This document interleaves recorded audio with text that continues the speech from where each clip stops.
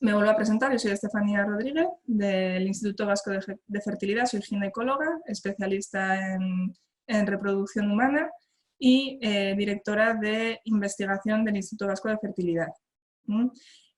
Hoy vamos a hablar un poquito, voy a tocar varios conceptos en reproducción, pero sobre todo al final nos vamos a centrar en un concepto que es muy importante, que es la ventana de implantación, ¿de acuerdo?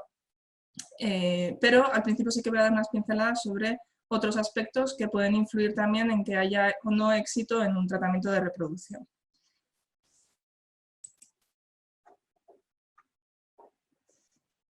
Para nosotros algo que es muy importante en reproducción es cuando no conseguimos el embarazo, ¿de acuerdo? Los fallos de implantación, que es como los llamamos, se producen cuando después de varios tratamientos de reproducción no conseguimos que se llegue a producir el embarazo, ¿de acuerdo? Podéis ver aquí la definición. Esta es la definición teórica de las sociedades más importantes a nivel nacional y a nivel europeo. Definen los fallos de implantación como no conseguir el embarazo tras haber transferido 3 o más embriones de buena calidad que procedan estos 3 embriones de un ciclo de fecundación o de un ciclo de donación de óvulos. ¿En qué tipo de mujeres? Pues ellos lo definen como mujeres de menos de 37 años o si son de más de 37 años en la transferencia de 2 o más embriones. Respecto a esta definición, sí que es verdad que hay que tener en cuenta un poco cada caso. No podemos generalizar a todos los casos que manejamos en reproducción. Tenemos que ver qué tipo de antecedentes hay, qué tipo de tratamiento se ha realizado. También hay que tener en cuenta si depende del trabajo del centro en el que se va a realizar el tratamiento de reproducción, qué posibilidades hay en el centro en el que se va a realizar, qué tasas de éxito con las distintas técnicas hay. Es una definición un poco cerrada, pero hay que personalizarlo según cada caso que vamos a tener. Los fallos de implantación en general se producen en un 10% de las personas que se realizan tratamientos de reproducción, ¿de acuerdo? Esto es un poquito lo que hay que tener en cuenta. Entonces, según cuáles son nuestros resultados en las clínicas, según cuál es el tipo de tratamiento que se ha planteado, si se estudian, luego vamos a entrar, si se estudia o no la genética de los embriones, si es de un tratamiento de donación de óvulos o no, según la calidad de los embriones, depende de muchas cosas y esto es muy importante tener en cuenta.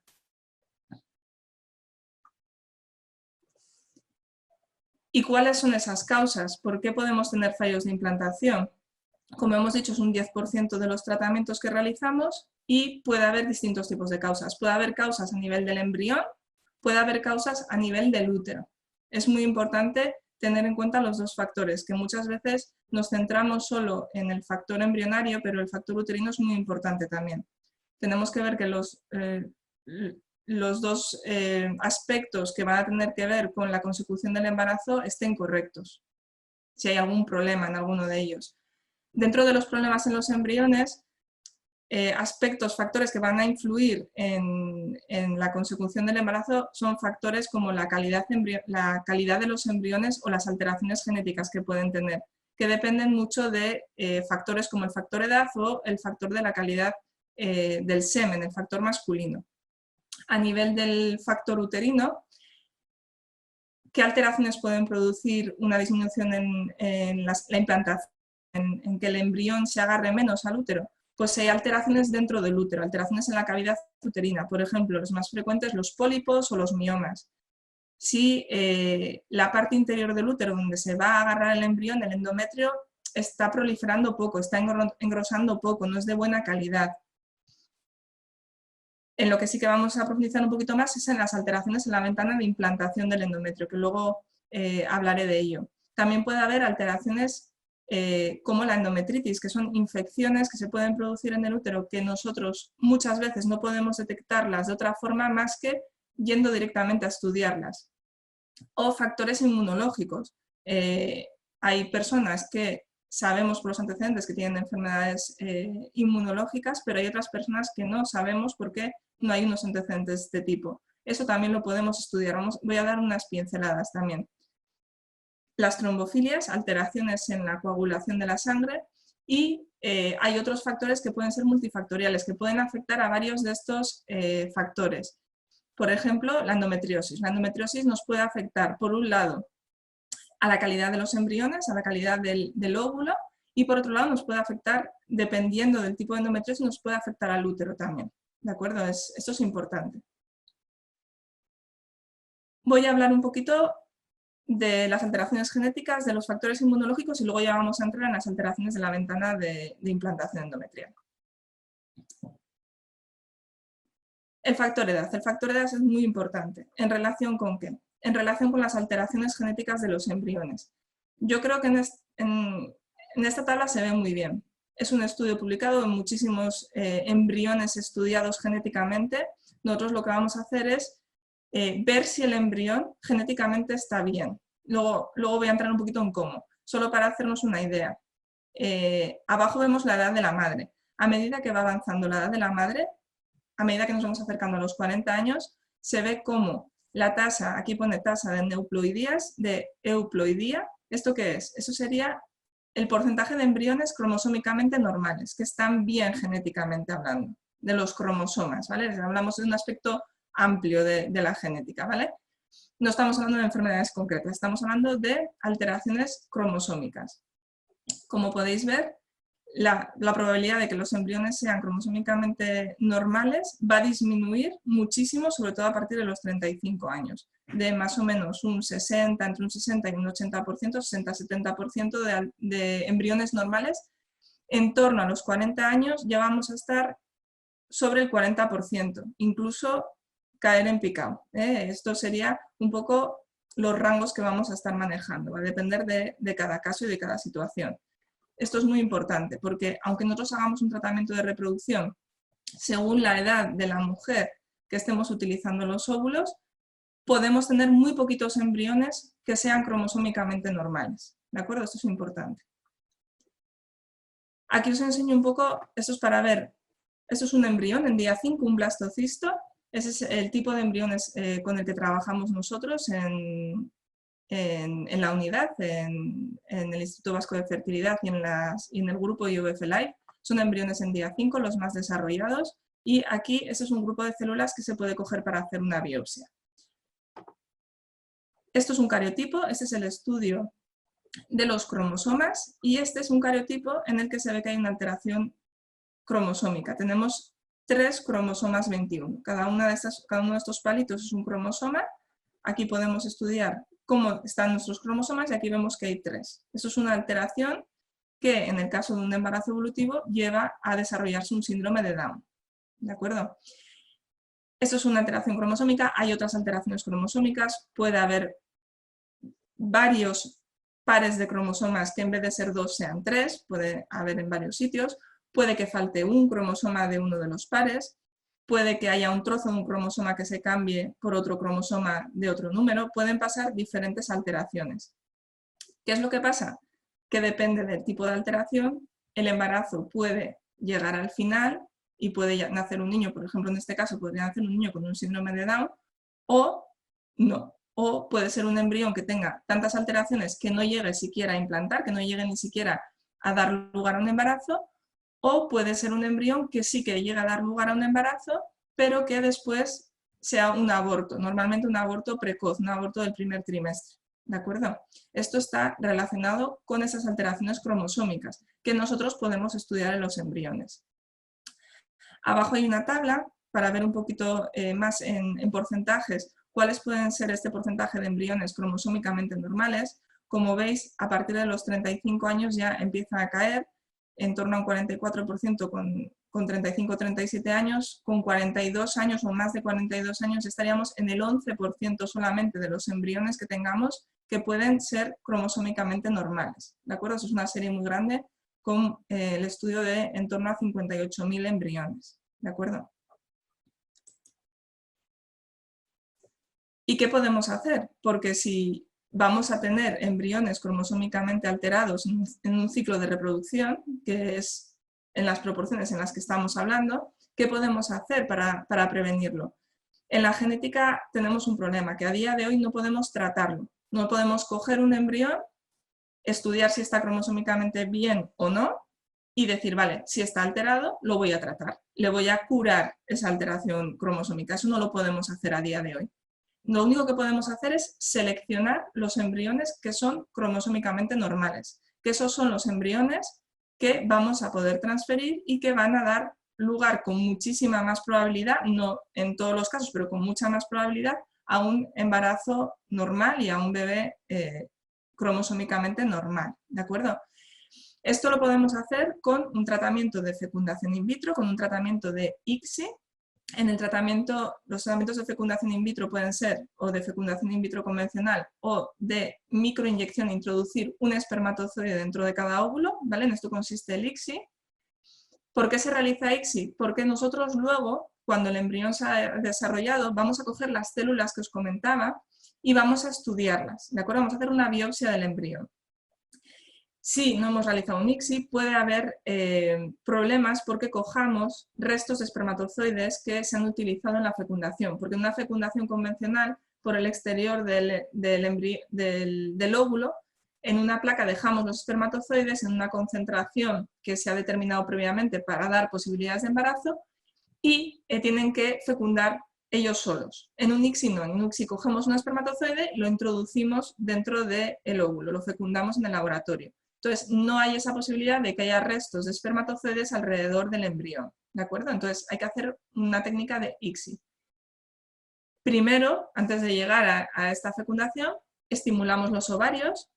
En la imagen que veis, vemos un ovario estimulado, ¿vale? Todas las zonas negras que se ven son lo que llamamos los folículos, son unas bolsas de líquido que nosotros podemos controlar por ecografía, podemos ir viendo cómo crecen, ¿de acuerdo? En la estimulación lo que intentamos es que en vez de ovular solo de un óvulo en un ciclo, de forma natural, si tenemos reglas e irreglas, estamos ovulando normalmente de un único óvulo. De esta forma lo que hacemos es intentar que el ciclo sea más eficiente, intentamos estimular más óvulos, ¿de acuerdo? Intentamos que maduren más óvulos. Eso lo vemos reflejado en estas bolsitas de líquido que son los folículos, ¿de acuerdo? Dentro de cada una de estas bolsitas, en teoría, habría un óvulo, ¿de acuerdo? No siempre lo hay, pero en teoría hay un óvulo. Entonces nosotros podemos saber, predecir cuántos óvulos vamos a poder extraer, porque posteriormente este líquido que se ha producido aquí dentro del ovario, el día que realicemos la extracción lo vamos a aspirar, lo vamos a sacar y lo vamos a llevar al laboratorio para que los embriólogos vean en el laboratorio los óvulos, ¿de acuerdo? Los óvulos solo se pueden ver al microscopio. El día que se realiza la extracción del líquido de los folículos, ese líquido va al laboratorio y en el laboratorio realizan el ICSI. Seleccionan un espermatozoide para cada uno de los óvulos y lo introducen dentro, ¿de acuerdo? Es importante trabajar con embriones en día 5 de desarrollo, como pone aquí, cultivo embrionario estadio 5. ¿Por qué? ¿Esto qué significa D+5? Es que si esperamos hasta 5 días después de haber realizado la fecundación. En el día 3 de desarrollo se va a producir una selección natural de los embriones, en el que ya va a haber entre un 40 y un 60% de embriones que no van a llegar a día 5, ¿vale? Tenemos una primera selección. Los embriones que llegan a día 5 tienen muchas más células que un embrión en día 3, ¿de acuerdo? En día 3 puede tener 8 células, en día 5 va a tener en torno a 200, son mucho más fuertes, sobre todo para aguantar el estudio, la biopsia, que le quitemos un grupo de células para poder estudiar. Y además son embriones que ya han pasado una primera selección muy importante y que podemos valorar que tienen más posibilidades, el doble de posibilidades que un embrión en día 3 para poder implantar. Por esto es muy importante realizar una técnica de fecundación ICSI, trabajar con los embriones en el cultivo hasta día 5, que son los embriones más fuertes y ya seleccionados, y realizar la biopsia del embrión en día 5 para poder estudiar cromosómicamente esos embriones, ¿vale? Y poder ver lo que sería, lo que os enseñaba antes, que sería su cariotipo, ¿de acuerdo? Hemos realizado un tratamiento de fecundación. Aquí podríamos ver un esquema de lo que son los embriones, ¿de acuerdo? Son en principio una esfera, rodeados de muchísimas células. Y luego hay una zona interna que es lo que se llama la masa celular interna, que es lo que va a generar el bebé, ¿de acuerdo? Y todo lo que está por alrededor va a dar lugar a la placenta. Nosotros lo que hacemos es coger de lo que va a ser la placenta un grupo de células, ¿de acuerdo? Aquí ya están diferenciadas las zonas que van a ser el bebé y la placenta. Entonces cogemos un grupo de células y decimos, vale, pues este embrión es cromosómicamente normal, este embrión no es cromosómicamente normal, este sí, este no. Y así los podemos seleccionar para luego realizar la transferencia de los que sean cromosómicamente normales o euploides, ¿de acuerdo? Que es lo mismo que pone aquí, euploides. Blastocistos, como os he comentado, embriones en día 5. PGTA es el diagnóstico genético preimplantacional, estas serían las siglas en inglés, que son un poquito en consenso las que más se utilizan, de aneuploidías, ¿de acuerdo? De las alteraciones cromosómicas, ¿de acuerdo? Muy bien. Eso es un poquito el tratamiento de selección embrionaria, con biopsia embrionaria. Es a lo que se tiende actualmente. Bueno, he visto entrar una pregunta y ya que la he visto la voy a contestar. Se realiza estudio genético a todos los embriones en los que se ha realizado ICSI. No se realiza estudio genético a todos los embriones que se ha realizado ICSI. No es, el estudio genético, la biopsia embrionaria no es obligatoria. Pero, como os he comentado inicialmente, es muy recomendable, sobre todo en determinados grupos de edad, ¿de acuerdo? En los que tenemos que las posibilidades de embarazo teniendo un número de embriones son mucho menores si no se ha realizado ese estudio genético. ¿De acuerdo? No hay por qué el realizar ICSI no implica que haya que hacer una biopsia embrionaria, pero para poder hacer la biopsia embrionaria hay que realizar un ICSI, es lo recomendable. ¿De acuerdo? Se puede realizar también con una fecundación convencional, pero puede dar lugar a error. De acuerdo, vamos a hablar un poquito de otra causa que puede llevar a fallos de implantación, que son los problemas inmunológicos. A día de hoy hay muchos estudios al respecto de las alteraciones inmunológicas. Al final, el embrión tiene que ser de buena calidad, tiene que ser un embrión que esté bien, hablando, puede ser tanto de calidad como genéticamente hablando, pero también el cuerpo tiene que aceptarlo, ¿de acuerdo? El embrión es algo extraño, tanto sea de un tratamiento de donación de óvulos como de un tratamiento de óvulos propios. El embrión es extraño para el cuerpo, entonces lo tiene que aceptar, ¿de acuerdo? ¿Por qué pone aquí abortos de repetición? Las alteraciones inmunológicas conllevan en muchos casos, pueden conllevar fallos en la implantación, conllevan en muchos casos abortos, ¿vale? Conlleva que el embrión llega a agarrarse al útero, llega a implantar, pero posteriormente hay un rechazo. El útero no acepta que ese embrión siga desarrollándose, ¿de acuerdo? Entonces, digamos, no me gusta mucho la palabra rechazo, pero sí que es verdad que el cuerpo no lo acepta como propio, entonces no deja que evolucione dentro del cuerpo. Hay distintos aspectos inmunológicos que se pueden estudiar. Uno de los más importantes que está demostrado es el síndrome antifosfolípido, que es una alteración inmunológica que conlleva problemas trombóticos, conlleva problemas de la coagulación y complicaciones durante el embarazo, aparte de poder producir abortos, ¿vale? Puede producir otro tipo de alteraciones durante el embarazo. Podemos estudiar células inmunológicas, por ejemplo los natural killer o los linfocitos T helper, los linfocitos T reguladores que también vienen en la diapositiva. Lo podemos estudiar a nivel sanguíneo, lo podemos estudiar a nivel del útero para poder ver si hay una excesiva respuesta del cuerpo, una excesiva respuesta inmunológica del cuerpo y poder posteriormente regularlo. También podemos estudiar lo que se llaman los polimorfismos KIR, la compatibilidad HLA-C, digamos que es como un sistema de llave-cerradura. Hay unos marcadores en el embrión que van a acoplarse a células del útero en el endometrio y esos marcadores, esas llaves que llevan los embriones van a permitir abrir o no la puerta para poder permanecer en el útero el tiempo que necesita el embrión para desarrollarse, ¿de acuerdo?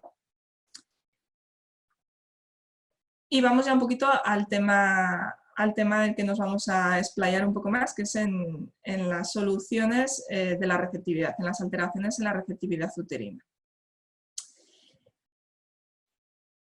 Uno de los procesos claves para la obtención del embarazo, como bien pone en la diapositiva, es la implantación del embrión en el endometrio. Es un proceso complejo. Como veis en las imágenes hay muchos factores, todas esas flechas son diferentes factores que tienen que darse, cambios tanto hormonales como inmunológicos, como cambios en el endometrio, cambios a nivel de vascularización del endometrio. Hay muchos cambios que se tienen que dar para que el embrión llegue a agarrarse lo suficiente al endometrio para desarrollarse durante todo el embarazo.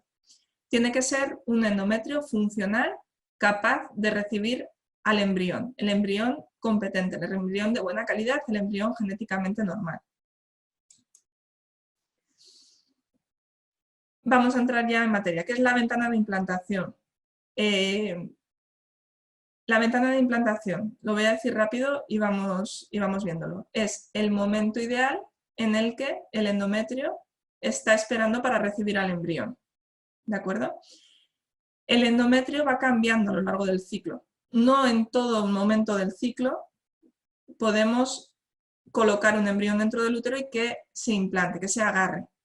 ¿De acuerdo? Son cambios, hay muchos cambios en el endometrio. Tiene que crecer, tiene que engrosarse, tiene que desarrollarse la vascularización interna para poder nutrir al embrión cuando se implante. Tiene que estar en un momento de receptividad, que decimos, la ventana de implantación es el momento en el que el endometrio está receptivo para recibir al embrión. ¿De acuerdo?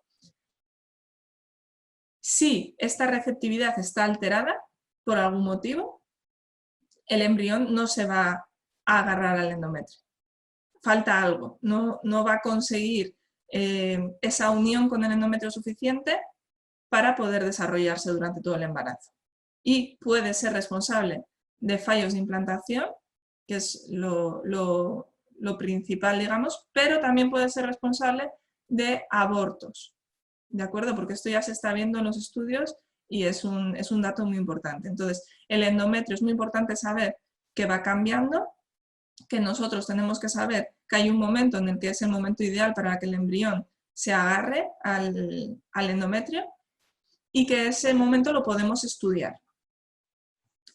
¿Y qué es lo que pasa? Que hasta ahora no se había estudiado nunca el endometrio, no se había mirado si estaba en el momento ideal para que el embrión se agarrara. Sí, se lleva estudiando muchísimo tiempo el concepto de receptividad, de cuándo el endometrio está preparado para recibir el embrión. Ha habido distintos tipos de estudios e inicialmente se realizaban estudios histológicos en muestras, en trozos de endometrio, se miraba cuáles eran las características al microscopio, cómo estaba el endometrio.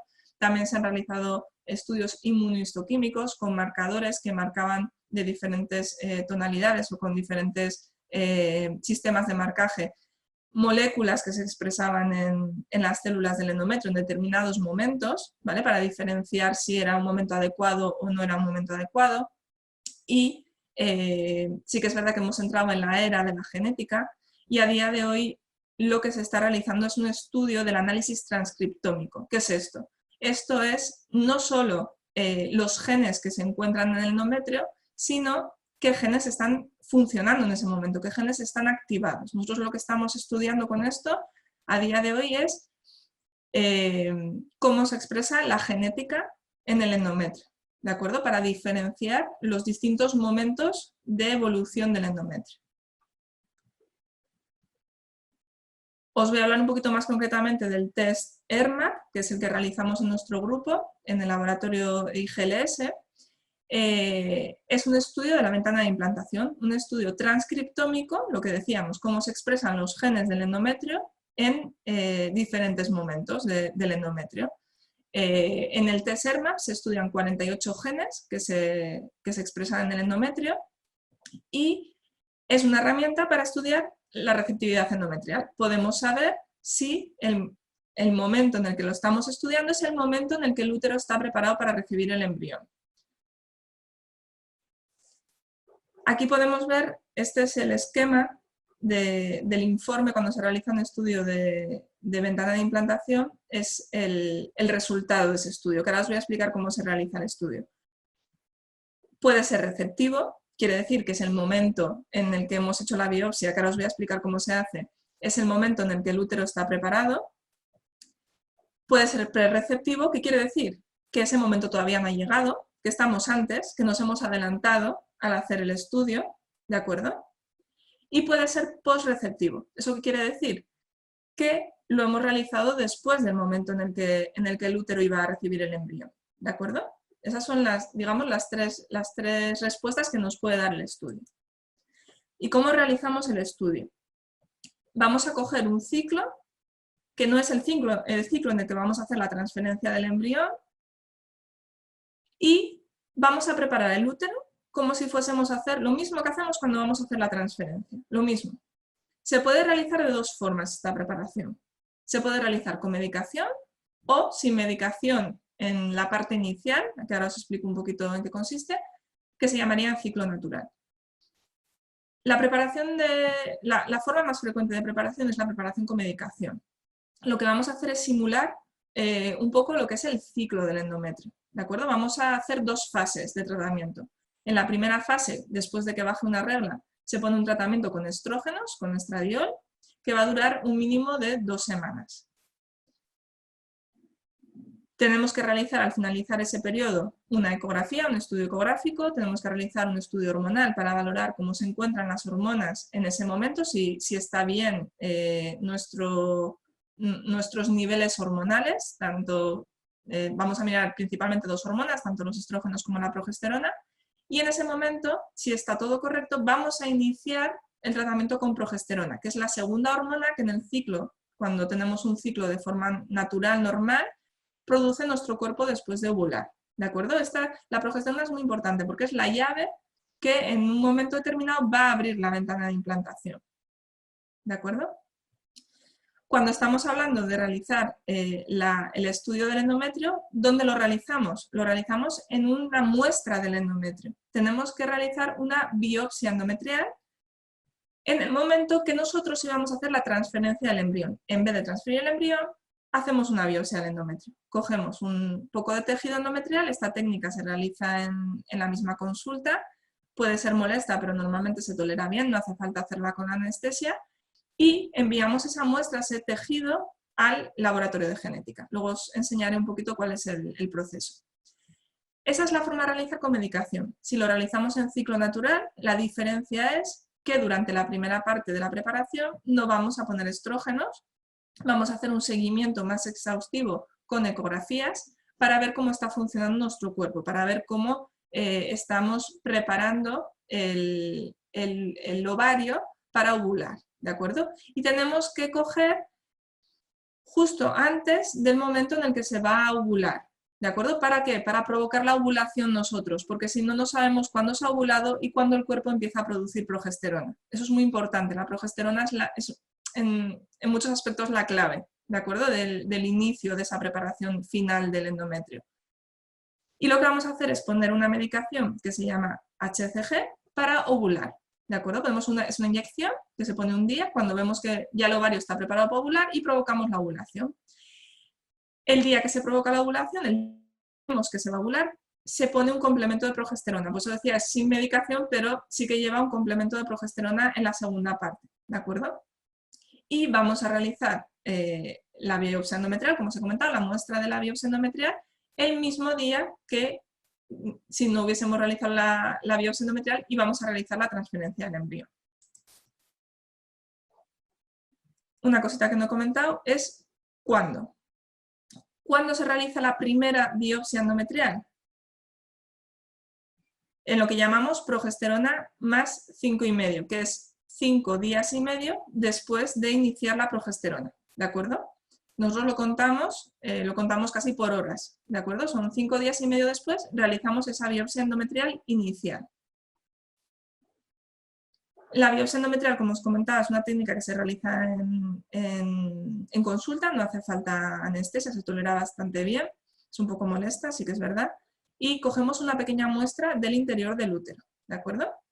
Es muy rápida, son unos segundos. Esa muestra nosotros la vamos a introducir dentro del kit, tenemos un recipiente que tiene un líquido que va a mantener bien esa muestra para que luego en el laboratorio de genética lo puedan estudiar. Este es el kit, este es el catéter, el tubito con el que realizamos la biopsia y el contenedor donde introducimos la muestra.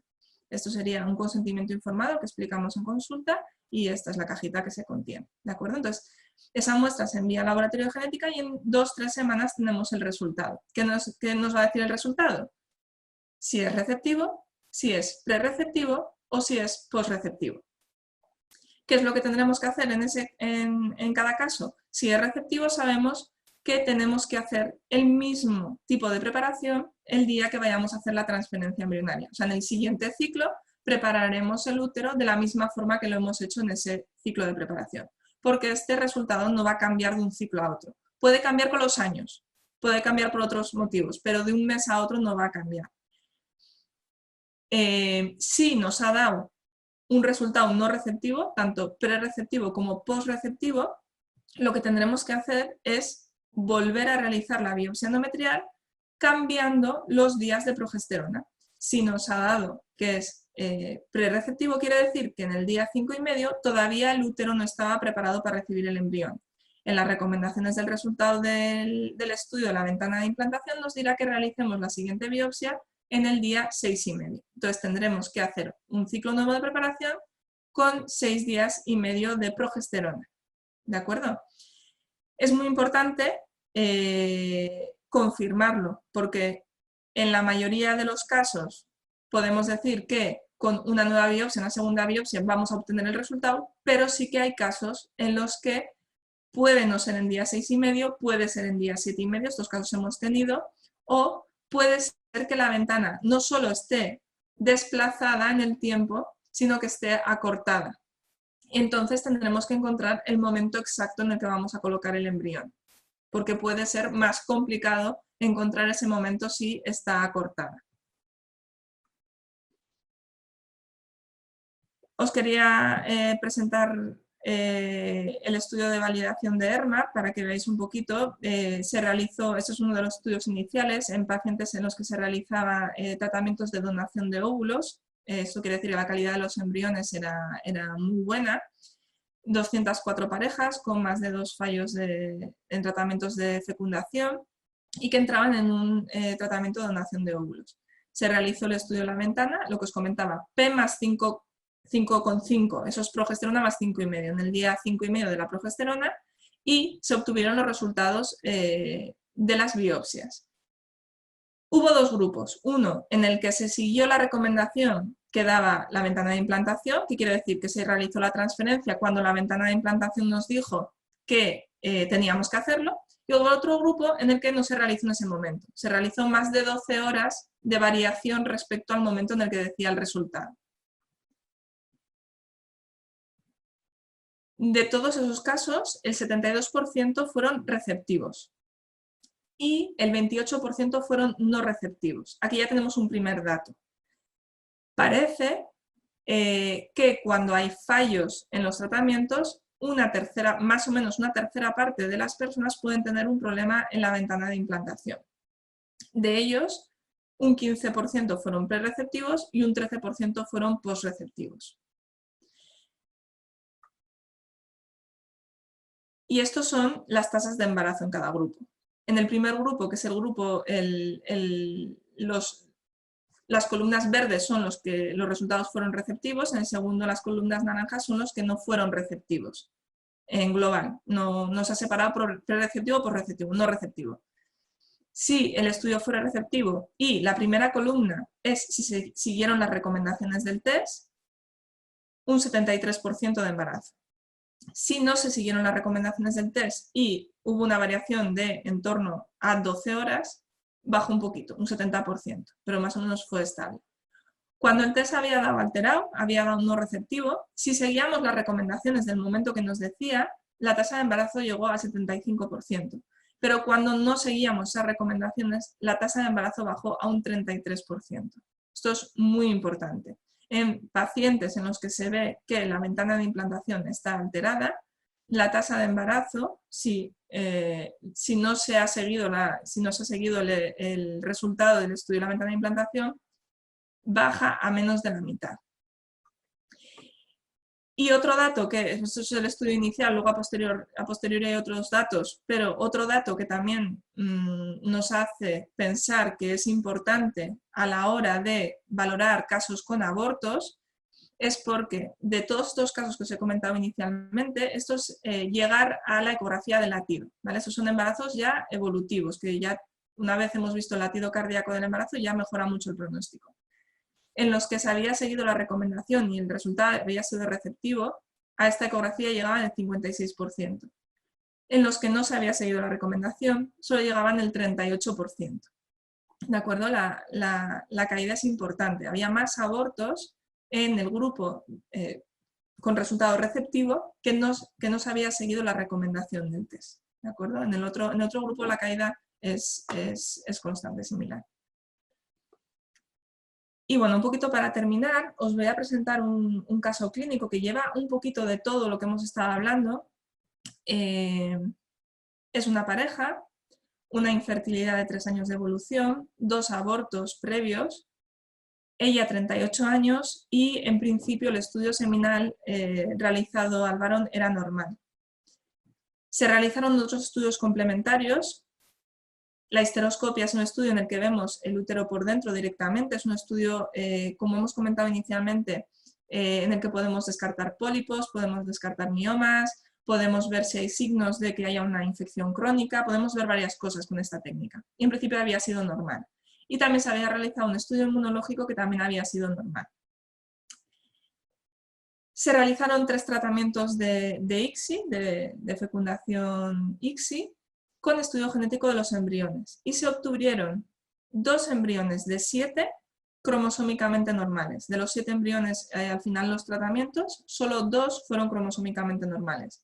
La calidad de los embriones fue CC. En los embriones en día 5 la clasificación se realiza con 2 letras porque una define la calidad de la masa celular interna, que es lo que va a generar en el desarrollo, que es las 2 zonas que os comentaba, y la segunda es lo que es el trofoctodermos, la zona que va a generar la placenta.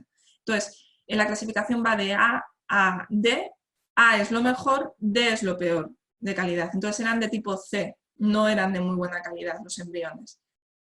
Se realizó una primera transferencia en ciclo natural, como os comentaba, una transferencia de un embrión que se había vitrificado, se había guardado porque se le había realizado un estudio genético. Cuando se realiza, esto no lo comentaba antes, prefiero aclararlo, cuando se realiza el estudio genético de los embriones, después de coger ese grupo de células que vamos a analizar, tenemos que guardarlos. El resultado no lo tenemos inmediatamente, tarda unos días, entonces tenemos que guardarlo.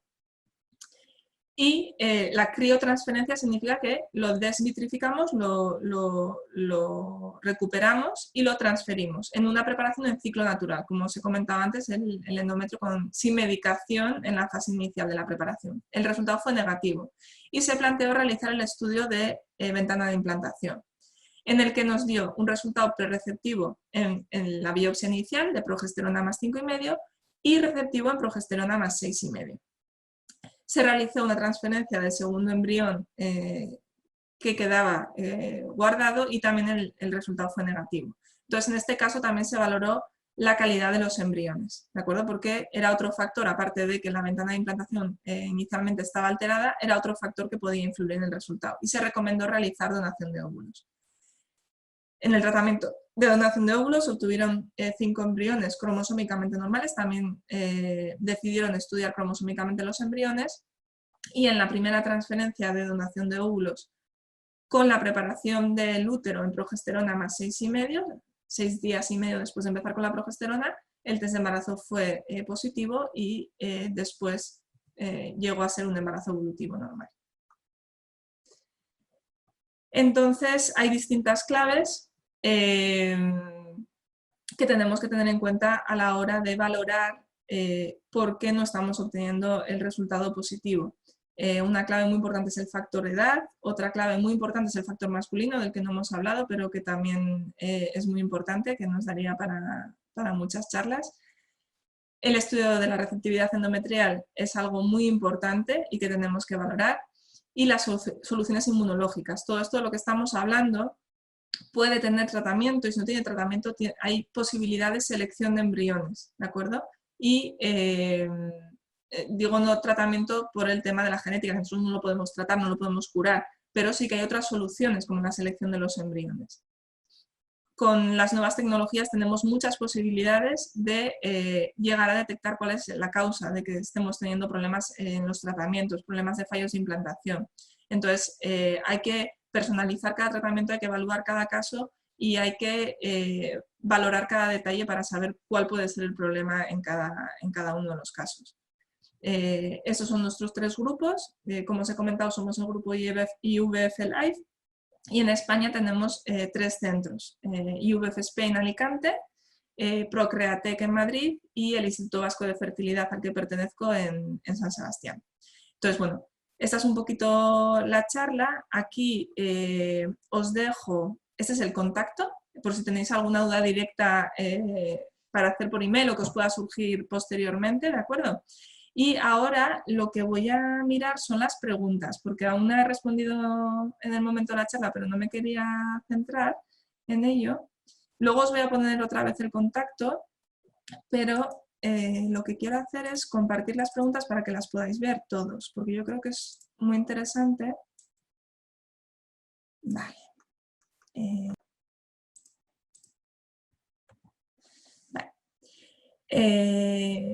En esta primera pregunta me hablan del panel de trombofilias y que aparecieron 7 factores de riesgo medio. En el estudio de trombofilias todavía, hay un poco de controversia sobre qué factores tenemos que estudiar, ¿de acuerdo? Y cuáles son los que realmente van a influir en que, por ejemplo, se puedan producir más abortos, que es donde normalmente más lo solemos aplicar, aunque también en fallos de implantación se recomienda hacer un estudio. Hay paneles de ciertos laboratorios que estudian en un mismo kit distintos factores. Entonces, esos factores nos pueden dar alterados o normales y al finalizar esos paneles de estudio de PACS, por decir de alguna forma, de estudio de trombofilias, nos va a decir si el riesgo en global, según unos parámetros que ellos valoran, dependiendo de cuál sea el panel, porque hay distintos, si es un factor alto o un factor bajo para que haya más riesgo de aborto, más riesgo de complicaciones durante el embarazo. Y en esos casos, según si el panel da riesgo alto o riesgo bajo, habrá que poner o no un tratamiento tanto, en algunos casos, antes de la transferencia al embrión o en el periodo en el que se va a realizar la transferencia o incluso posteriormente. ¿De acuerdo? Hay que evaluar cuáles son las alteraciones que han aparecido en ese estudio de trombofilias, alteraciones de la coagulación, para hacer un tratamiento personalizado. Todos los estudios que se realicen de trombofilias tienen un tratamiento que se puede aplicar, ¿de acuerdo? Para reducir ese riesgo, tanto de aborto como de fallos de implantación. Yo siempre les digo a mis pacientes que lo que vamos a estudiar en consulta, lo que les estamos recomendando estudiar en consulta, lo hacemos porque tenemos un tratamiento, ¿de acuerdo? Porque tenemos una forma de mejorar esa situación. Si no realizar un estudio para decirle a un paciente que no se va o que tiene riesgo y no poder poner ninguna solución, pues no tiene mucho sentido hoy en día. Pero en los estudios que se realizan es para poner esos tratamientos. Entonces, en los estudios trombofílicos hay que evaluar cuál es la alteración que ha aparecido para poner el tratamiento específico. Muy bien. Vale, otra pregunta sobre un caso que nos comenta en el que ha realizado un tratamiento de fecundación y tiene 2 embriones. Uno de ellos es 5CB y otro es 5AB. El número, el 5, se refiere a la expansión del embrión. Como habéis visto antes en la diapositiva, el embrión es una esfera. Cuando lo ponemos normalmente, hacemos la foto en el laboratorio o hacemos un dibujo, lo ponemos cortado por la mitad, ¿vale? Entonces se ve por dentro y el hueco que no tiene células es líquido, ¿vale? Entonces el embrión puede estar más arrugado, como más una pasa, o puede estar más lleno, por decir de alguna forma. El número se refiere a cómo de expandido, cómo de lleno de líquido, por decir de alguna forma, está, ¿de acuerdo? Pero lo que nos habla de la calidad, sobre todo, es en las letras, es CB, AB. Como os he comentado, una de las letras es la masa celular interna y la otra de las letras es el trofoctodermos, lo que va a generar la placenta. Entonces, si tenemos en cuenta que la clasificación es de A a D, tenemos que A es el mejor y D es el peor. D, digamos que está casi degenerando. Va a depender mucho del laboratorio. Es un parámetro de clasificación algo subjetivo. Hay laboratorios que son más exigentes con la clasificación, hay laboratorios que son menos exigentes. En nuestro laboratorio, un embrión A, para tener una A, es perfecto. Las células, la morfología de las células, el número de células es grande, es alto, las características tienen que ser perfectas, ¿de acuerdo? Generalmente en nuestro laboratorio tenemos muchos embriones de tipo BB, BC, CB, porque para ser un embrión tipo A tiene que ser muy bueno, ¿de acuerdo? Entonces, embriones BB, BC, CB son de buena calidad en nuestro laboratorio, ¿de acuerdo? Pero depende un poco de la clasificación de cada laboratorio. El cuerpo lo acepta con el tema de las trombofilias. Las trombofilias se estudian para ver si hay más o menos probabilidad de que tanto pueda haber un fallo de implantación o pueda haber un aborto. No es tanto que no lo acepte, bueno, puede ser que no lo acepte, las trombofilias también están, como le he dicho, el síndrome antifosfolípido está relacionado con la inmunología, como que también puede haber algún problema o incluso un problema que luego pueda influir en nuestra vida diaria.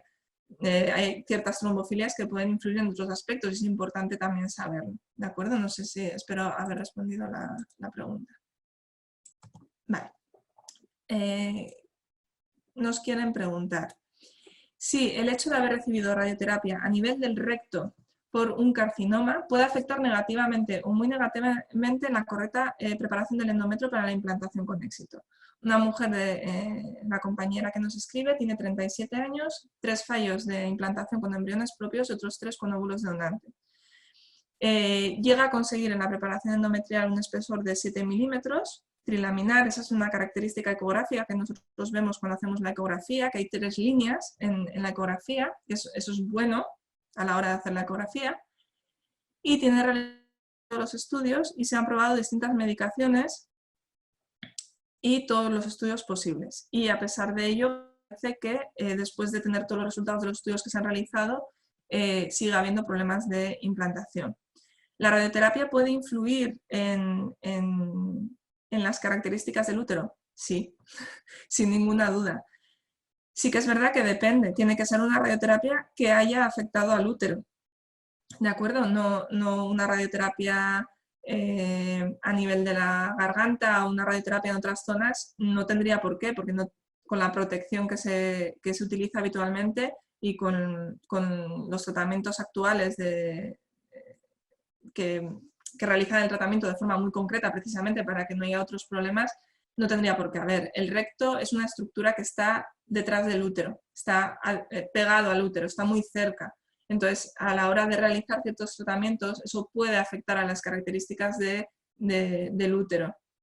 Hay estudios publicados, nosotros hemos tenido algún caso, en el que según el tipo de radioterapia, las dosis de radioterapia, se puede valorar qué posibilidades hay de que ese útero esté afecto. Y en algún caso, incluso si el tratamiento de radioterapia es muy directo en el útero, incluso se puede llegar a contraindicar el embarazo, según los casos, porque puede generar muchas complicaciones, sobre todo en la implantación de la placenta y luego en la evolución del embarazo. Y eso puede ser un riesgo para la mujer también. Entonces, puede influir, sí, puede influir mientras, siempre y cuando la radioterapia haya afectado al útero, por supuesto.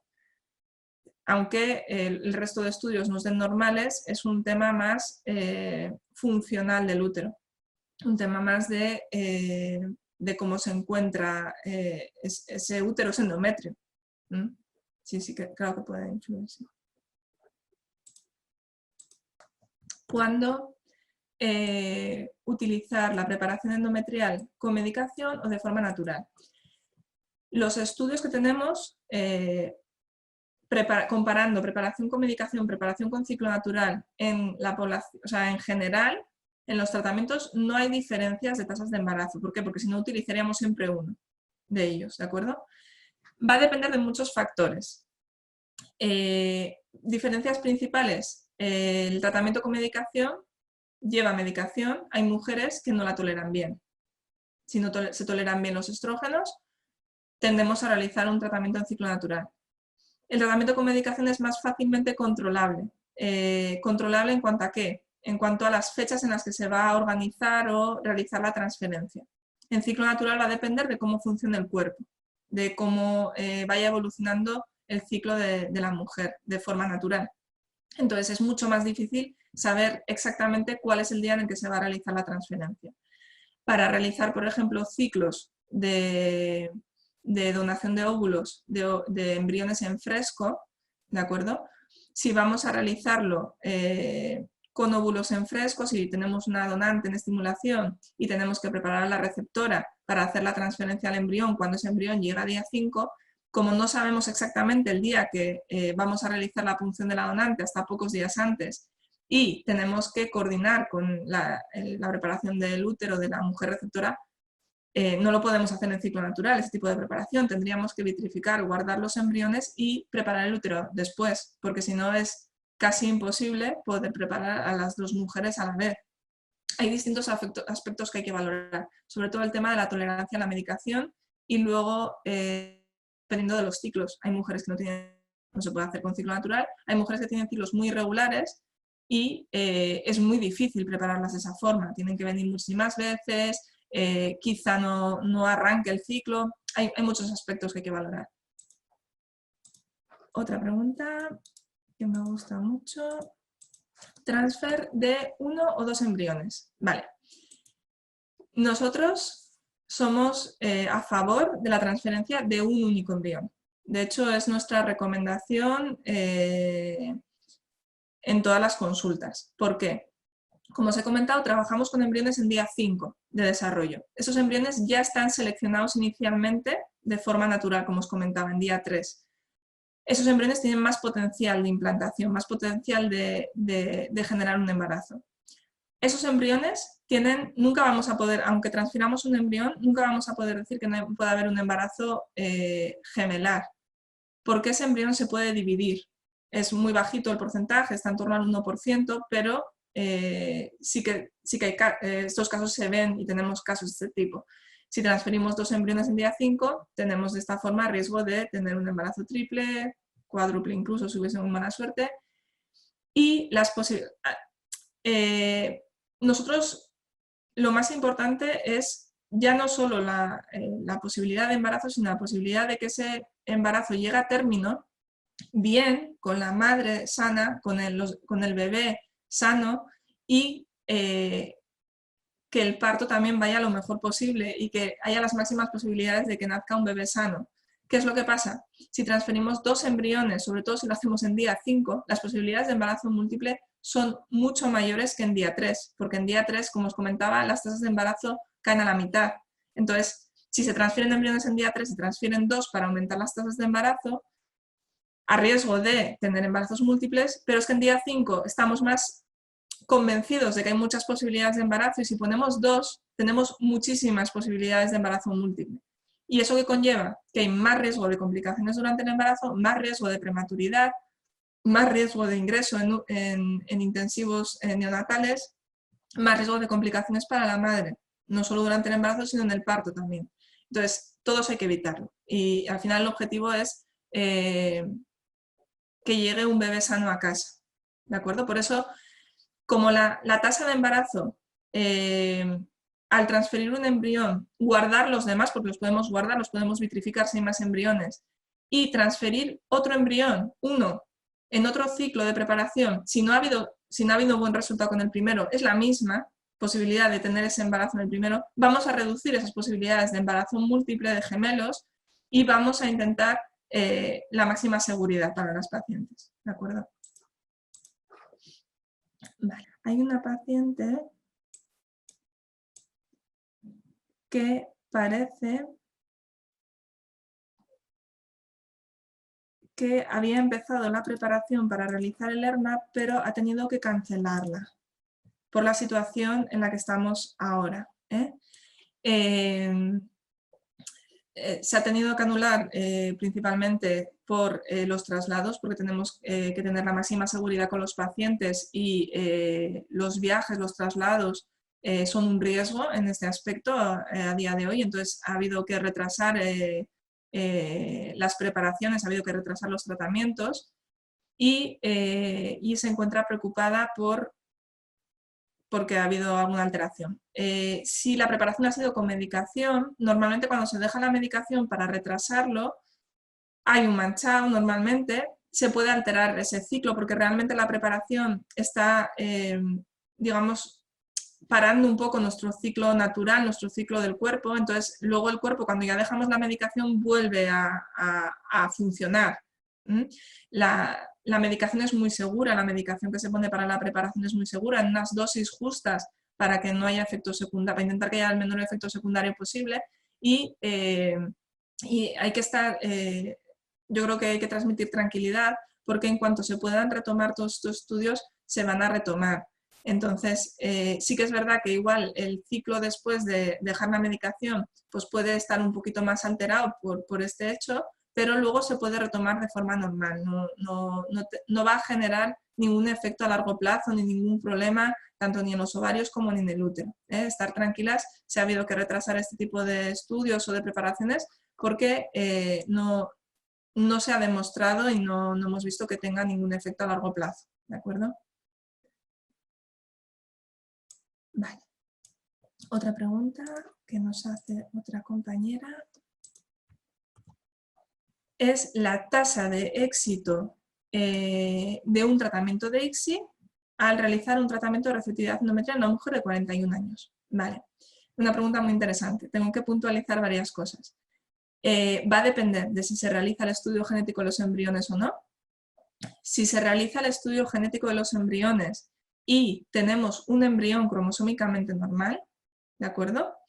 Que eso es lo más importante y lo que es a veces muy difícil conseguir dependiendo de la edad, porque hemos hablado de la genética de los embriones, pero no hemos hablado de la cantidad de óvulos, de la reserva ovárica, que con la edad también va a disminuir y al final son dos factores que nos van a influir mucho en los resultados, pero si realizamos un tratamiento de ICSI con un estudio genético de los embriones, hay un embrión cromosómicamente normal y realizamos un estudio de receptividad endometrial y o bien nos da receptivo o bien detectamos que hay una alteración y podemos corregir nuestro momento de transferencia embrionaria, las tasas de embarazo son muy altas. Estaríamos hablando en torno probablemente al 80% de tasas de embarazo. En un estudio, esto es otra presentación que hicimos a nivel internacional con los datos del grupo del año pasado, llegamos a alcanzar en mujeres con estudio genético de los embriones un 85% de tasa de embarazo por embrión transferido, que son muy altas las tasas. Ahí estamos quitando, con el tema de la receptividad endometrial, si no ha habido fallos de implantación previos, la probabilidad de que esta receptividad endometrial de alterado está en torno al 15%. Si ha habido fallos de implantación previos, está en torno al 30%. ¿Vale? Entonces, al estudiarlo, podríamos estar en torno a ese 85% de mujeres con la receptividad normal o en torno al 15%. Entonces, ahí aumentaríamos un poco la tasa de embarazo con el estudio de la ventana. Vale, la biopsia, otra pregunta, y luego creo que hay algunas preguntas en preguntas y respuestas, que ahora mismo voy a ir. La biopsia endometrial se utiliza también en tratamiento de embriodonación. Se puede realizar en un tratamiento de adopción embrionaria sin problema, es lo mismo. El embrión, la única diferencia es que el embrión ya está generado. Entonces hay que realizar una preparación endometrial, igual que se va a realizar en el tratamiento de transferencia del embrión, y hacer la biopsia endometrial. Se puede realizar igualmente en cualquier ciclo.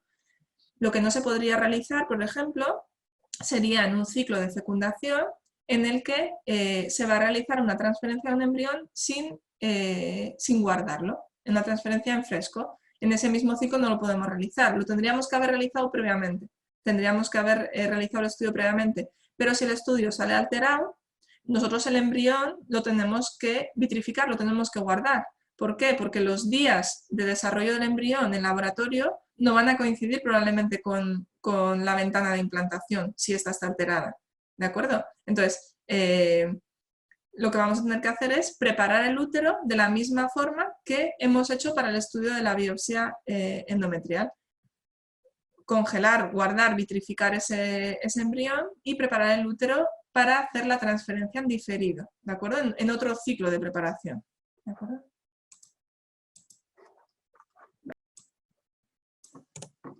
Si hay alguna técnica para saber si el folículo, si en el folículo hay un óvulo dentro antes de realizar la punción, para así evitar una punción en blanco.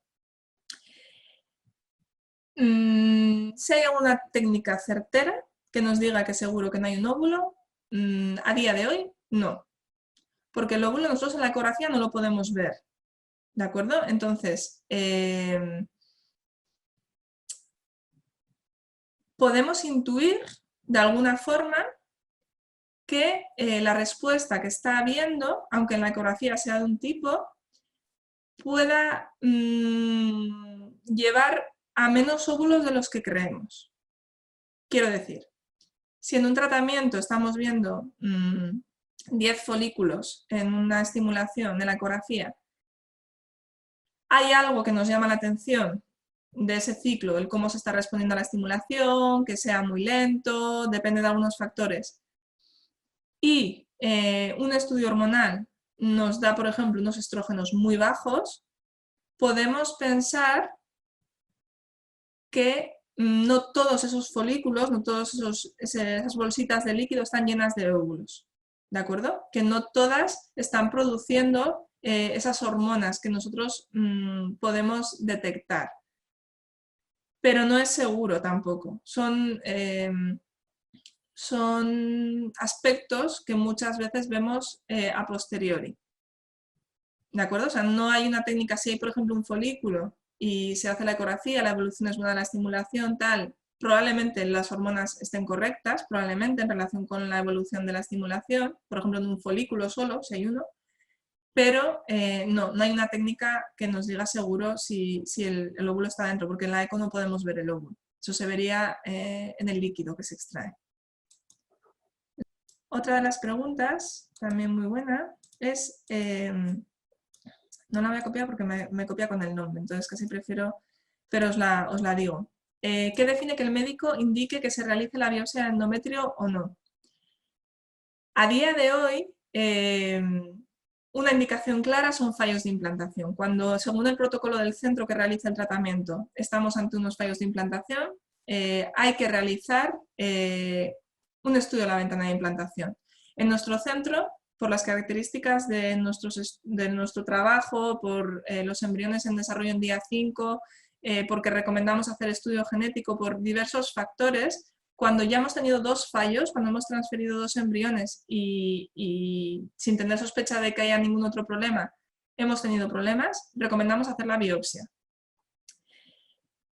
Toda paciente que quiera se la puede realizar, es un estudio que se puede hacer. Sabemos que en torno al 15% de los pacientes pueden tener alterada la ventana, es un 15%. Tiene un coste, entonces bueno, pues todo hay que tenerlo en cuenta. Y sí que es verdad que es una técnica sencilla, pero bueno, también hay que realizarla. Y hay mujeres que las toleran mejor o peor. Entonces hay que evaluar cada caso. Cuando se realiza un tratamiento en el que teníamos pocas probabilidades de encontrar un embrión cromosómicamente normal y lo hemos obtenido, yo lo recomiendo también. Es que hay distintos casos en los que podemos recomendar. Y como bien os comentó, hay pacientes que como se explica que existen este tipo de técnicas, también lo piden, ¿no? Se les informa y lo solicitan. Pero indicado claramente estaría en fallos de implantación. A día de hoy también se está recomendando en abortos de repetición, abortos del primer trimestre de repetición, por lo que os comentaba en las tablas. Y luego en casos concretos que igual han tenido otros problemas o que podemos sospechar que puede haber otros problemas. Nosotros hemos tenido casos en los que eran ciclos muy irregulares, no se conseguía preparar de forma natural el útero, bueno, y se ha realizado el estudio y estaba alterado. O sea, quizá también esté en relación con alteraciones en los ciclos de las mujeres. Entonces, eso hay que evaluar cada caso. Vale, otra de las preguntas es si se puede mejorar la calidad de los óvulos de alguna forma. Hay distintas formas de intentar mejorarla. Yo cuando hablo de calidad de óvulos, hablo de dos cosas distintas. Una es la genética de los óvulos y otra es la morfología, la forma de los óvulos, ¿vale? La genética no. A día de hoy no tenemos ningún tratamiento que vaya a mejorar la genética para tener embriones, más proporción de embriones genéticamente normales. Si hablamos de eso, en principio, a día de hoy no se podría recomendar. Para mejorar la calidad de los óvulos hay varias técnicas, hay complementos vitamínicos, está el inositol, es un complemento vitamínico que llevan algunos complementos que añaden también ácido fólico y se ha visto que si se toman antes de los tratamientos pueden mejorar la calidad de los óvulos, no en todas las mujeres. Sobre todo se recomienda en mujeres con el síndrome de ovario poliquístico que se llama, que puede regular un poquito los niveles hormonales también.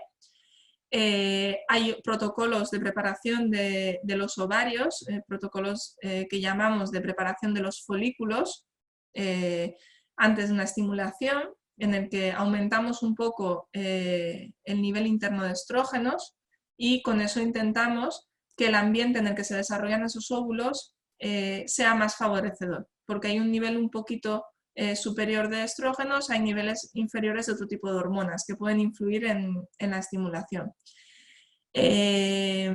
Estimulaciones suaves, cada vez tendemos a hacer estimulaciones con menos cantidad hormonal, depende de los casos, pero si nos pasamos de cantidad de hormonas o la respuesta es muy alta a la estimulación, eso parece que puede influir por los cambios hormonales en la calidad de los óvulos. Hay distintos factores, hay que evaluar cada caso. No todos para todos los casos. Claro.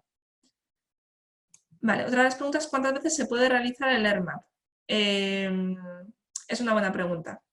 Normalmente, si da alterada la primera biopsia, la segunda, no tengo el dato exacto, pero me atrevería a decir que en el 90% de los casos nos da el momento en el que tenemos que hacer la transferencia. O sea, 2 veces, es lo más habitual. Hemos tenido casos, yo he tenido casos que se ha tenido que realizar 4. Se realiza la primera, da alterada, se realiza la segunda, da alterada, se realiza la tercera, alterada, pero está cortada la ventana de implantación. Entonces, tenemos que hacer una entre medias de 2 que hayamos hecho. Son casos puntuales. A mí me ha ocurrido 1 o 2 veces, que ahora recuerde. Normalmente con 2 es suficiente. Hasta que encontremos, realmente, ¿hasta cuándo? Hasta que encontremos el momento en el que está preparado el endometrio para recibir el embrión, claro. Me preguntan si la biopsia del endometrio se hace para todos los tratamientos.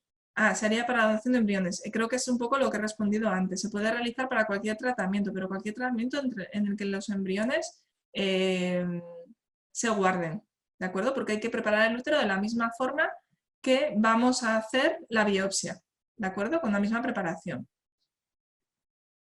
Vale, otra pregunta es si puede fallar o no ser efectiva la administración de un antagonista de la hormona liberadora de gonadotropinas y no realizar su función. A ver, la voy a copiar esta, porque es muy específica y así la explico. Vale, como es espectador anónimo, lo copio. Vale. Puede fallar el antagonista de la hormona liberadora de gonadotropina. Cuando hacemos una estimulación del ovario, esta es la primera fase para hacer la fecundación, ¿vale? Estimulamos el ovario. Vamos a poner distintos tratamientos durante la estimulación. Uno de los tratamientos es la hormona que va a hacer que el ovario responda más de lo habitual en un ciclo normal. Y otra de los tratamientos que tenemos que incluir, que este no se incluye desde el principio, sino un poquito más avanzado, es una hormona, un tratamiento para evitar que se ovule antes de extraer los óvulos. ¿De acuerdo? La función del antagonista, la hormona liberadora de gonadotropinas, es prevenir que no empiece a ovular en los folículos antes del día que nosotros vamos a aspirar ese líquido, que lo vamos a extraer, ¿vale? Esa es la función. ¿Puede ocurrir que no sea efectiva? Sí. puede ocurrir. Por experiencia, los casos en los que no es efectiva suelen ser casos de mujeres de baja reserva ovárica que tienen pocos óvulos, pocos folículos,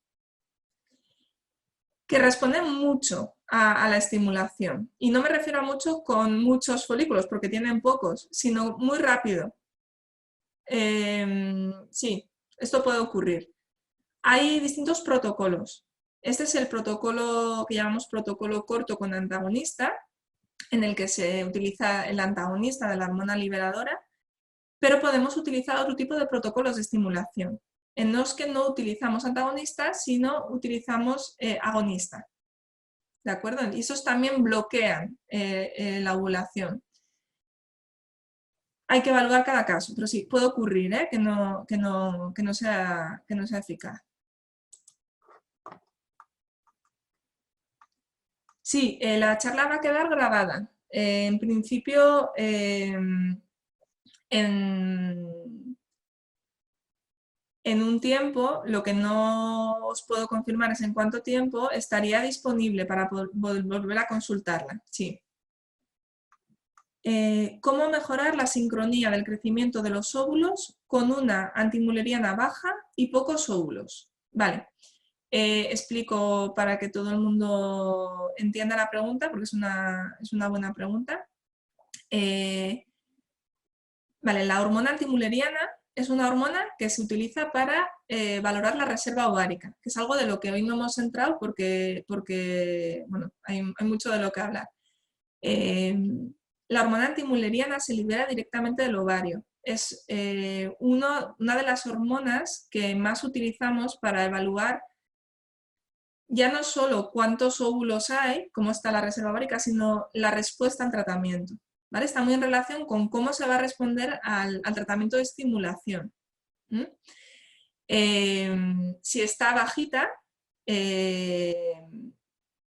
está en relación con que va a haber pocos folículos, pocos óvulos, ¿de acuerdo? En el ovario. Entonces esas dos cosas están relacionadas. Nos comenta la compañera unos 5 óvulos. ¿Cómo podemos mejorar la sincronía del crecimiento? ¿La sincronía del crecimiento qué es? Como os comentaba, están los folículos. Las bolsas de líquido van creciendo a lo largo de la estimulación. Nos puede pasar, lo habitual es que no todos crezcan a la vez, del mismo tamaño, ¿de acuerdo? Pero nos puede pasar que de repente uno de los 5, por ejemplo, que hay, uno crezca muy rápido y se haga muy grande. ¿Cuál es el problema ahí?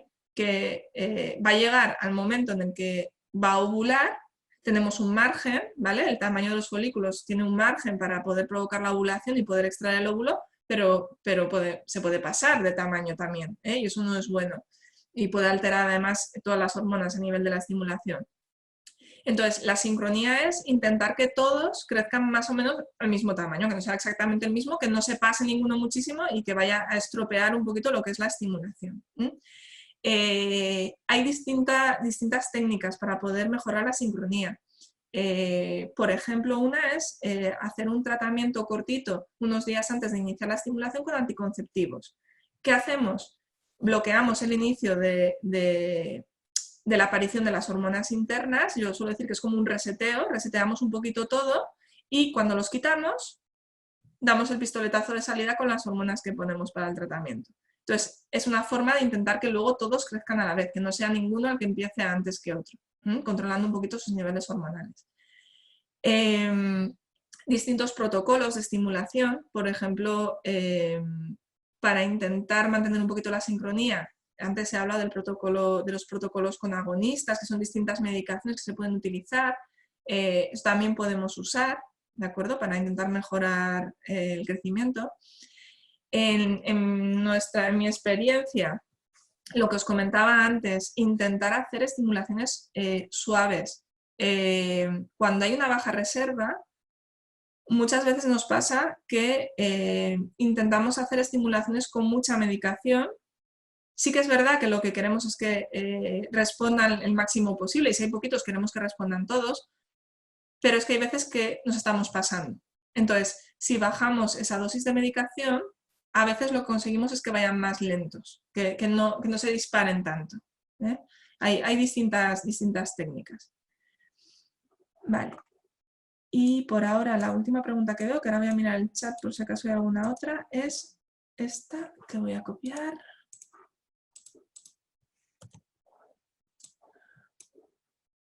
¿Cuál es el nivel mínimo de estrógenos para poder estimar que la mujer está preparada para una punción? Para una punción, vale. Esto es en un tratamiento de estimulación, nivel mínimo de estrógenos. Va a depender un poco de cómo esté yendo la estimulación. Quiero decir, si calculamos que más o menos por cada folículo que se está estimulando tendríamos que tener, y esto es muy aproximado, en torno a 200-300 de estradiol, esto me refiero justo antes de provocar la ovulación. Hombre, depende de cuántos folículos tenemos en esa estimulación. Si tenemos muy poquitos, pues los estrógenos van a ser bajos. Si tenemos muchos, van a ser muy altos, que eso tampoco es bueno.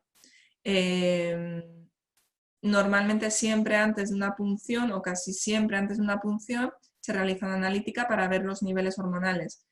Pero no hay tanto un mínimo, obviamente sería, yo no lo he visto nunca, tener en una analítica previa a una punción o antes de provocar una ovulación unos niveles de 50, por ejemplo, porque esos niveles querrían decir que los ovarios no están funcionando. Por debajo de 70 son niveles muy bajos. Si ocurre eso, si ocurriera eso, tendríamos que pensar que igual se ha ovulado o igual hay que mirar cuántos folículos hay o que igual es un error en la analítica. No, pero un mínimo como tal no va a depender, está en relación con la respuesta del ovario. Vale. A ver si hay alguna pregunta más. Vale, y me preguntan sobre la ovodonación, ¿vale? A ver si puedo comentar alguna cosita sobre la ovodonación, vale. Sí, a ver, es un tema para hablar mucho rato, pero es un tema interesante. Como hemos comentado antes, es muy importante tener buen endometrio, buen útero, pero también buenos embriones. Entonces, cuando el estudio genético de los embriones no es una solución, porque o bien no tenemos embriones, no llegamos a conseguir los embriones, o bien los embriones son de muy mala calidad, o bien están cromosómicamente alterados, como os he comentado antes, no podemos curar esos embriones. Entonces tenemos la opción, si el factor que está influyendo lógicamente es el factor femenino, eso siempre que hay que valorarlo, tenemos la opción de la donación de óvulos. La donación de óvulos consiste en que otra persona, una mujer joven, dona, y ahora os voy a explicar un poquito los estudios que se realizan, dona sus óvulos, hace el tratamiento de fecundación, de estimulación, para que nosotros extraigamos esos óvulos y los podamos utilizar para generar embriones para otra persona, ¿de acuerdo? Las donantes tienen que, no todo el mundo puede ser donante, las donantes tienen que pasar muchas pruebas para poder llegar a ser donantes, estudios analíticos, estudios de enfermedades infecciosas, estudios genéticos, se realiza un panel de enfermedades genéticas que podemos portar y nosotros no lo sabemos, somos sanos y lo podemos transmitir a la descendencia. Tienen que pasar estudios de fertilidad, de que hay una buena cantidad de óvulos. Tienen que pasar una entrevista psicológica para descartar que no haya ningún problema de tipo psiquiátrico, ningún antecedente importante, para que sepamos cuál es la motivación que tiene para donar. Generalmente son dos motivaciones, una es ayudar, porque si quien sepa en qué consiste un tratamiento de fecundación, de estimulación, entenderá que es un tratamiento, bueno, pues en cierta medida duro a nivel psicológico, a nivel físico. Hay que realizar un tratamiento hormonal durante días, hacer ecografías y luego la extracción de los óvulos. En el fondo hay una motivación de ayuda generalmente, y luego también hay una compensación económica por los problemas que haya podido generar el tratamiento, por pues, los desplazamientos, si ha habido que coger una baja médica el día de la extracción de los óvulos, para poder compensar todo eso. Esas son las dos motivaciones, pero nosotros siempre indagamos un poquito cuál es la motivación. Tiene una entrevista con un médico para realizar un historial clínico completo y finalmente también un estudio ecográfico y una revisión ginecológica, ¿de acuerdo? Para saber que está todo correcto. Y cuando llegan todos los resultados de las pruebas que se han realizado y son correctas las pruebas, entonces se puede realizar una estimulación. Y en la respuesta pues tiene que haber un mínimo de óvulos para que nosotros consideremos que se va a realizar la extracción de esos óvulos. Hay dos tipos de tratamiento de donación, con óvulos en fresco o con óvulos vitrificados. Los resultados son muy buenos con los dos tipos de tratamientos. Los óvulos vitrificados nos permiten organizar más fácilmente el ciclo con las fechas, la fecundación y poder organizar con más facilidad. Los ciclos en fresco un poco menos porque, como os comento, la estimulación no sabemos exactamente el día que va a terminar hasta que estamos en las últimas fases. Entonces es un poquito más variable, pero más o menos también lo podemos organizar. El día que se realiza la extracción de los óvulos o el día que se desvitrifican los óvulos, se fecundan y se obtienen los embriones en día 5, como os comento, de desarrollo.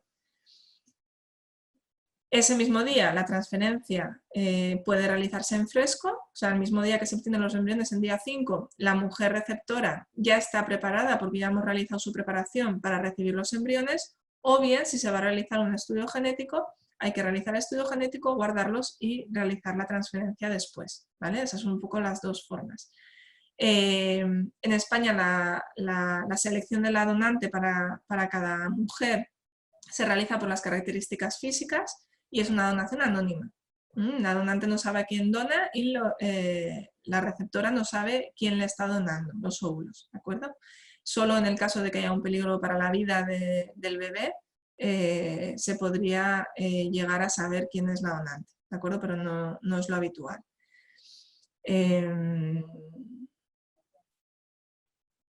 Luego, a nivel de decisión de pasar a un tratamiento de ovodonación, sí que es verdad que hay un aspecto que a mí me parece importante explicarlo, porque muchas veces el aspecto de la genética, ¿no? El ADN de ese óvulo no es el mío, bueno, pues conlleva muchas dudas, ¿no? De si realizar ese tratamiento o no. Yo lo que suelo explicar normalmente es que entre cada una de nosotras hay menos de un 1% de diferencia en el ADN. En las diferencias que tenemos físicas, bueno, todas las diferencias que podamos tener están en menos de un 1% de nuestro ADN. Entonces, cuando generamos, por ejemplo, para una pareja, un tratamiento, generamos embriones con óvulos de donante, esos embriones tienen menos de un 0,5% de diferencia respecto a unos embriones que se podrían generar con el ADN de esa pareja. ¿De acuerdo? Eso es muy importante. Y además, esos genes que lleva ese nuevo embrión no se van a activar de la misma forma y van a dar lugar al mismo bebé si se realiza la transferencia en el útero de una mujer o en el útero de otra. ¿De acuerdo? Eso es diferente. O sea, hay muchos factores que pueden influir en el desarrollo de ese embarazo y en el desarrollo de ese embrión. Eso es la epigenética. ¿De acuerdo? Es cómo se activan o no esos genes que va a llevar ese embrión. Entonces, esto es muy importante a la hora de pensar que ese embrión se va a parecer mucho a nosotros, ¿no? Es verdad que es una donación, que el óvulo proviene de otra mujer, pero nosotros vamos a modificarlo, nuestro cuerpo va a modificarlo. Y esto es muy importante saberlo. Hay muchos estudios al respecto a día de hoy y bueno, la era genética va un poco en el estudio de estos factores epigenéticos. Eso es importante saberlo cuando se va a realizar un tratamiento de este tipo. Vale. Y yo creo que ya he respondido a todas las preguntas. Entonces, voy a volver a poner el contacto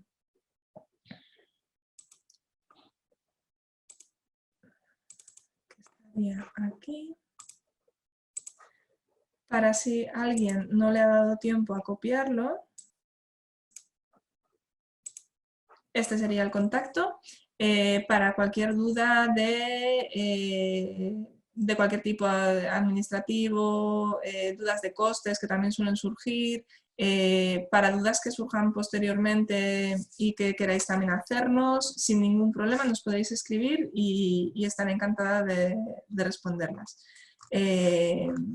Bueno, muchísimas gracias por la atención. La verdad es que ha habido bastantes personas conectadas y es una alegría.